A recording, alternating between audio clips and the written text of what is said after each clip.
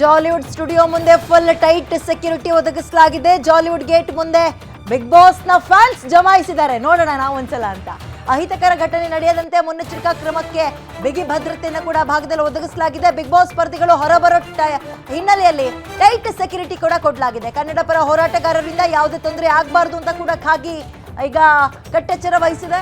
Big boss ಸ್ಪರ್ಧಿಗಳಿಗೆ ಜನ ಸುತ್ತುವರೆದು ತೊಂದರೆ ಕೊಡಬಾರ್ದು ಅನ್ನೋದಕ್ಕೂ ಕೂಡ ಒಂದು ಗಮನ ವಹಿಸ್ತಾ ಇದ್ದಾರೆ. ಸೊ ಜಾಲಿವುಡ್ ಸ್ಟುಡಿಯೋ ಮುಂದೆ ಟೈಟ್ ಸೆಕ್ಯೂರಿಟಿ ಅಷ್ಟೊಂದು ಸುಲಭ ಅಲ್ಲ, ಯಾಕಂದ್ರೆ ಅಲ್ಲಿರುವಂಥವ್ರು ಈಗ ಸೆಲೆಬ್ರಿಟಿಗಳು. ಅವ್ರನ್ನ ಒಂದ್ಸಲ ನೋಡಬೇಕು, ಟಿವಿಲಿ ನೋಡ್ತಾ ಇದ್ವಿ, ಎದುರಿಗೆ ಒಂದ್ಸಲ ನೋಡೋಣ ಅನ್ನುವ ಕುತೂಹಲ ಇರುತ್ತೆ. ಆಮೇಲೆ ಯಾರ್ಯಾರು ಇರ್ತಾರೆ, ಹೆಂಗಾಗುತ್ತೆ, ಮೇಜರ್ ಡೆವಲಪ್ ಅಲ್ವಾ. ಟಿವಿ ಗಿವಿಗಳಲ್ಲಿ ಕುತ್ಕೊಂಡು ನೋಡೋಕ್ಕಿಂತ ಅಲ್ಲಿಗೆ ಹೋಗಿ ನೋಡ್ಬಿಡೋಣ ಅಂತ ತುಂಬ ಜನ ಹೋಗಿರ್ತಾರೆ ಅಲ್ಲಿಗೆ. ಆಮೇಲೆ ಕನ್ನಡ ಪರ ಹೋರಾಟಗಾರರು ಸ್ಟಿಲ್ ಅಲ್ಲೇ ಇದ್ದಾರೆ, ಪ್ರತಿಭಟನೆ ಮಾಡ್ತಾ ಇದ್ದಿದ್ದು ಅವರೇ.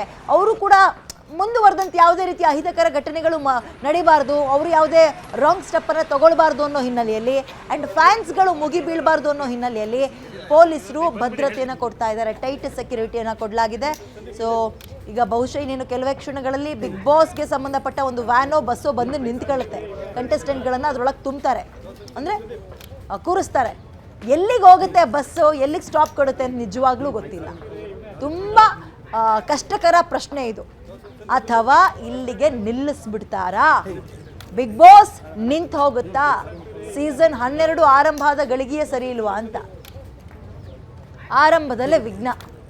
ಕೇವಲ ಒಂದು ಜೋಡಿ ಮಾತ್ರ ಎಲಿಮಿನೇಟ್ ಆಗಿ ಹೊರಗೆ ಬಂದಿದೆ. ಅಂದರೆ ಇತ್ತೀಚೆಗೆ ಆರಂಭ ಆಗಿತ್ತು. ಇತ್ತೀಚೆಗೆ ಜಾಲಿವುಡ್ ಸ್ಟುಡಿಯೋ ಮುಂದೆ ಫುಲ್ ಟೈಟ್ ಸೆಕ್ಯೂರಿಟಿನ ಕೊಡಲಾಗಿದೆ. ನೀವು ಜಸ್ಟ್ ಇಮ್ಯಾಜಿನ್, ನಾವೇನು ಟಿವಿಗಳ ಮುಂದೆ ಕೂತ್ಕೊಂಡು ಬಿಗ್ ಬಾಸ್ ಅಂದ ತಕ್ಷಣ ಯಾರು ಏನು ಮಾತಾಡ್ತಾ ಇದ್ದಾರೆ, ಅವಳ ಬಗ್ಗೆ ಇವನೇನು ಹೇಳ್ತಾ ಇದ್ದಾನೆ, ಇವನ ಬಗ್ಗೆ ಅವ್ರೇನು ಮಾತಾಡ್ತಾ ಇದ್ದಾರೆ, ಆಟ ಆಡಿದ್ರ, ಈ ಸಲದ ಎಕ್ಸಾಂಪಲ್ ತಗೊಳ್ಳೋದಾದ್ರೆ ಮಲ್ಲಮ್ಮ ಏನು ಮಾತಾಡಿದ್ರು, ಜಾನ್ವಿ ಏನು ಮಾತಾಡಿದ್ರು, ಅವ್ರೇನು ಹೇಳಿದ್ರು ಅಂತಲೇ ಕೇಳ್ತಾ ಇದ್ವಿ. ಅಷ್ಟೇ ಅಲ್ಲ, ಅವ್ರಿಗೋಸ್ಕರ 100 ಜನ ಕೆಲಸ ಮಾಡ್ತಾ ಇರ್ತಾರೆ. ಅವರೆಲ್ಲರೂ ಈಗ ಹೊರಗೆ ಬರಬೇಕು.